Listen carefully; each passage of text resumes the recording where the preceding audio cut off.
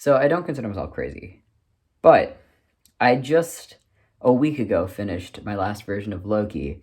I said I was going to film it, and I said I was going to do a thing with it, and I never did. But I have two other Lokis, maybe three, on my list of cosplays to do. I will take a break when I have a very special thing happening in a little bit, but I have about a month and a half till a con. I have a Loki finished who just needs a little bit of modifications and a helmet, but I also wanted to make a second Loki, now Ragnarok Loki. So I made Avengers Loki, right? I made the base Loki that you see in Avengers without all the armor and the gold because at the time I didn't really know yet what I was doing with Loki. It's a challenging costume. But it doesn't move as well as I thought it would. And hi, I like to sear will in my costumes, aka I'm a circus artist who also does cosplay. Um, and Ragnarok Loki is basically, I think, the most mobile Loki that I see, right? It's just a pair of pants and a shirt and a really nice cape and lots of armor. But it seems comfy to wear. So, I think 2 weeks into making Avengers Loki, I said, we're also making Ragnarok Loki. And here we are, making Ragnarok Loki, because at some point you have to actually do the thing you set out to do. I want to see if I can do this. So this costume is extremely challenging in many, many ways. Just because it's a tight fit, first off, and there's lots of different tiny little pieces. I just finished patterning out the sleeves. There are 30 pattern pieces in the sleeve alone. It's ridiculous. It's a sleeve. But there are 30 pieces. And so we're here. We're doing this. I'm doing this. And so it begins. Ragnarok Loki. Now I'm going to try to film as much as possible. I'm really out of practice with YouTube. I'm trying so hard, but I also forget all the time and I get really distracted and I'll go for like 12 hours at a time without filming because my brain is like, I just want to get it done. So the first thing I do before I start any project is I do a quick clean out of my machine, right? I'll oil it, I'll clean it, because right now it is currently covered in loads of green flannel and loads of random stuff from Loki. And I'll do the same thing for my serger, so I'll do that in just a second, just to make sure everything's ready, because specifically for something like this, with pleather, that's kind of thinner, I like to serge all seams to really make sure everything sticks.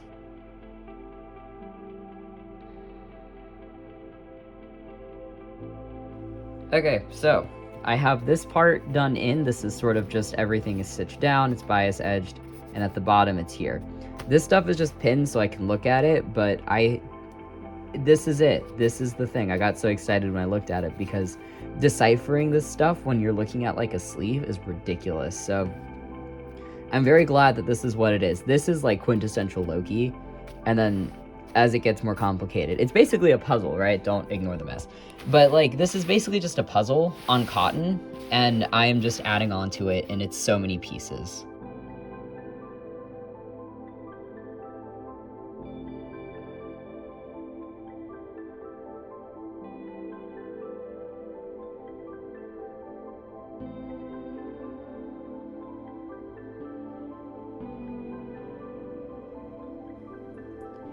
So I currently have the basis of an undertunic that is mildly okay. It's not perfect because this pleather is not amazing, and working with pleather, if you've ever experienced it, sucks.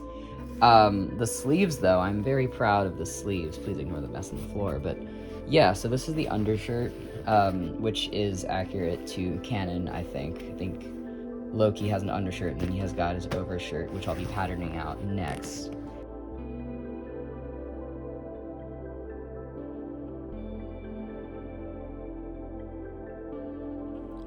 I'm just doing a bit of flatlining here just to make sure that the vest has a structure to it, because indeed it is a very structured garment, because real leather is quite structured.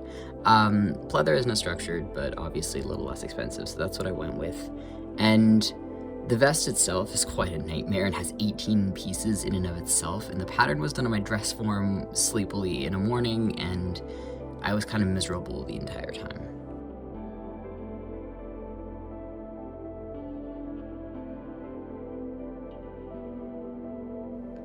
Please apologize for the poor lighting. I have neglected so much, but I have started the vest thing, and this is the hardest part. I'm not gonna lie to you.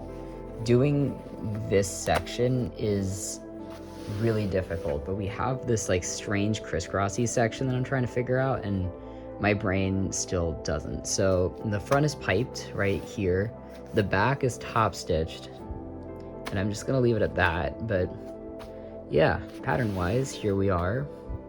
I'm prepping panels, putting all the panels together, and then this is, the front part looks good. It's a question of how will the back part look.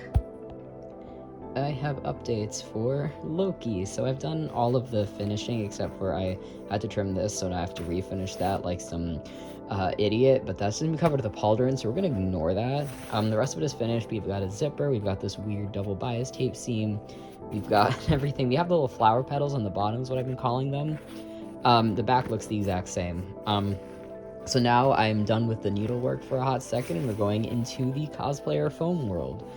So if you're a host watching this, now we're going into foam world, because cosplay is all about what weird things can you do with foam every single day. I'm very proud of this, actually. I had to take it in quite a bit, but like, it's kind of crazy. I think the sleeves are still one of the craziest things I've done, which is funny because they're very complicated, and I'm gonna do more Lokis. Every version of Loki has this in some capacity or form. They've got this crisscrossing bias tape thing, and I've got it on the sleeves, I've got it on every single part of Loki, and now it's on the pants as well. And on the other pants, it actually goes on the calf. So on the Avengers pants, I put it on sort of the knee and the calf. This one goes a little different. So this is the crotch seam. Obviously he's got this weird crotch boy, because obviously they had to add extra seams in the crotch, of course. We've got the mid seam, and we have this. Now this is gonna get an insignia, so it's gonna be covered up here and here and here later, and then the calf is gonna have something covering it, but for now we're stuck here. And yeah, so this is done on, the pants are sewn together on the outside seam, serged, and they're going to be pulled through. Now really the only thing you'll see is up to about slightly under the knee, because the rest of it has been covered with the boot cover that I've already made, so I won't actually be going into that because I've already made the boot cover, unless I decide to make a second one. That's all dependent on if one of my costumes gets entered or not into a contest. But yeah, so we've got this crisscross bias tape seams. These are in green. I mean, surprisingly, there's not a lot of green on this costume, except for in the cape, which we'll go over later, the whole rigging process of that. I keep slapping it. Pleather. I don't like the stuff. Okay, so we've got pants, somewhat started, finished. We're in the midst of them. We have outer lapel, inner, they're not lapels, I call them lapels, they're like insignias or whatever. I'm gonna add the insignia, which is, this is the pattern, here. And what I have to do is I have to glue down some of these edges, because I'm not going back in and restitching those. I spent like hours yesterday picking out tissue paper from the seams, and I was miserable the entire time. Now slowly we have a pair of Ragnarok pants coming through. The fun part is going to be stitching all of this up and then serging all of this, because that's not a fun thing. That's not a fun thing. It's just going to be go slow and miserably suffer. Here we go. Yay, things, stuff. Yeah. We have success. Okay, so, the pants are done. The pants, after painstaking hours of time, are finished. We have the crotch. We have the, this stuff. This was like 6 layers of pleather to sew through, specifically when you go on to this pleather. And there's a reason I didn't film any of it. It's because I was just so angry the entire time, because it's so hard. And it didn't get better until I got to the end, and then I take it in, and it's slightly uneven, but at this point, I don't think I can care about that. I really don't think I can care that there's a slight unevenness, because in a way, there's only asymmetry in Loki's clothing. At least the tabs look good, and then I've got the waistband on. We're gonna serge the waistband, and I'm gonna put a hem on these. I have to cut them a little bit, they're slightly too long. But they're tight fitting. They don't look good in my butt, but I also have a flat butt, so it's kind of my own fault. Yeah, the only thing is I have to tack down a couple things that didn't make it into the seam because at this point I cannot be bothered to go back and fix it. When you're thinking about pockets and costume, I actually got lucky with this one. I have a jacket, so I'm going to be putting the pockets into the jacket on this costume.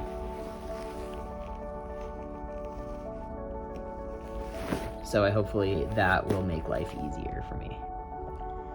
So I've officially got both parts of the cape seamed up. I have the cape part and the lining part. I used kind of a wool twill type fabric because I felt that was really necessary, and I went through a lot of debating of screen accurate length or do I just go for the very dramatic, very wide. And so I went for more of an elven cape for this one. I'm going to go tomorrow, grab some flannel at Joann's and make sort of a cape that I can steer well in so I don't, get this one stuck under a wheel, but also be able to, when I compete and when I do cons, have a very dramatic cape because I love being a hallway nuisance at conventions. So now I'm pressing both sides and then I'm going to line it. This is a pretty simple part. I'll talk to you about how I rig it in a bit.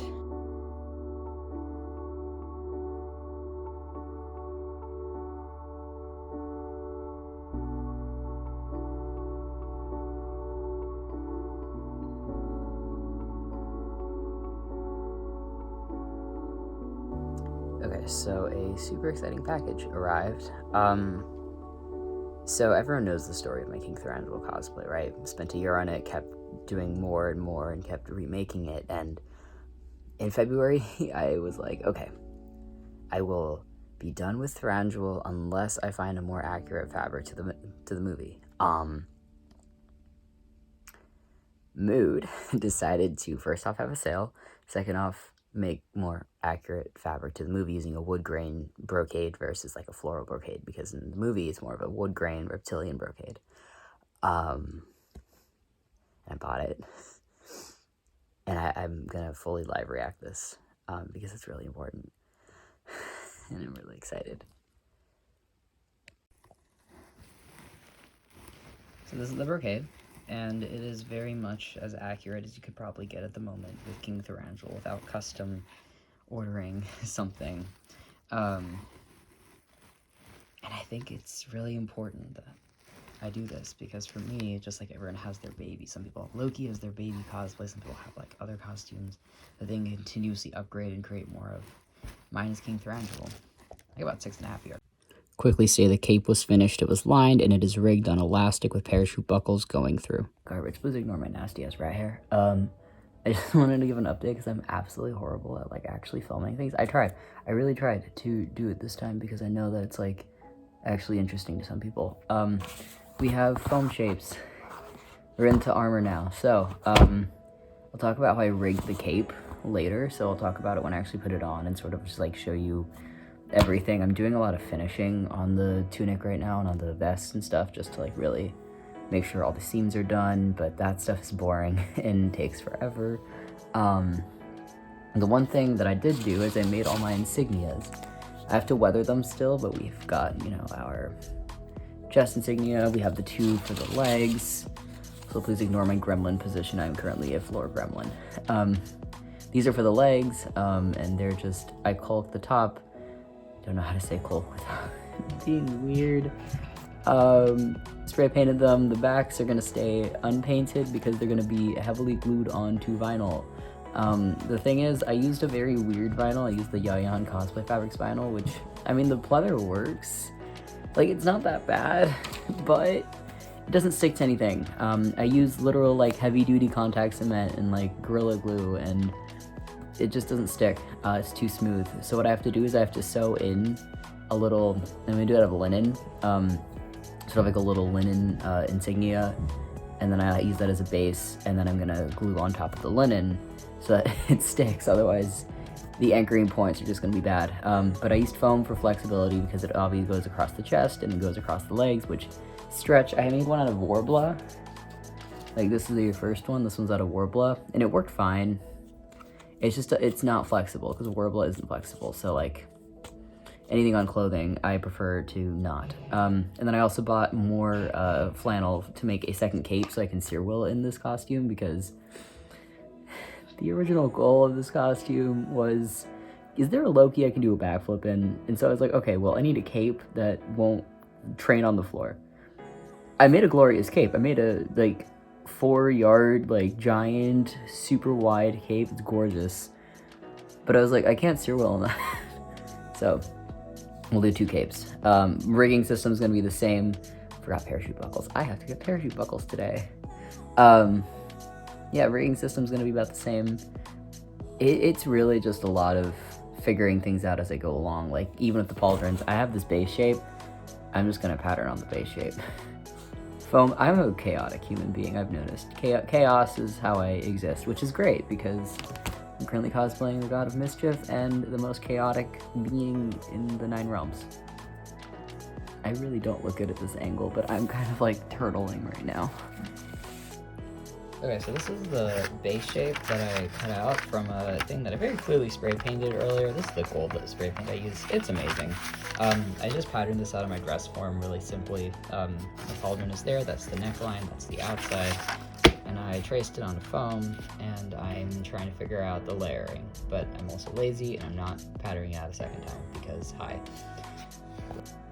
Okay, so we have a lot of progress. Pauldrons. So we've got this pauldron finished. This is the back. I have caulked the edges, waiting for that to dry so I can smooth it out. Ooh, one more time. Dremeled, tooled, everything under the sun, basically. They're getting ready to be plasti dipped. I've got a second one, same thing here. I've got my 3 little insignias. I'm gonna have to create this sort of in between so I can really attach this one to the front, and then these 2 go onto the pants. Yeah. The next thing then is this armor piece. There's a little shoulder, the little shoulder to bicep armor piece, so it's kind of here. And I'm gonna see if I can do it without adding weird pauldron-y like half circles and putting them together and just like molding it via heat.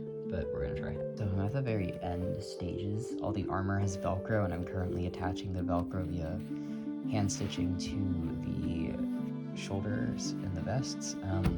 These are the gauntlets. I made a little crappy gauntlet. We'll probably finish that and fix it later. I'm applying zipper stops because just a Loki, you can't get rid of the zipper stops. There's a little thing, there's a strap, it Velcros. I've got my little hexagonal things that go on top of this. They are currently drying, so it's just a lot of small stuff. So I thought I might update you while working on the helmet, and I think I tried once, and then I gave up on that one, and then I did it again. But this was a nightmare. So I eventually caved. I used a pattern. I patterned out the back on myself, but for the horns and stuff, and even then, it's still not perfect, and this whole thing, and so, you're just gonna have some painting. We're just gonna let it be there. I'm gonna try to ignore the fact that I just suffered making a helmet. I thought my foam abilities were at that point, but they're not yet, so I've got another helmet to make, because I put it on myself to make Loki's Avengers helmet, too. So, yeah, this was a nightmare, but I have to do it again. Haha.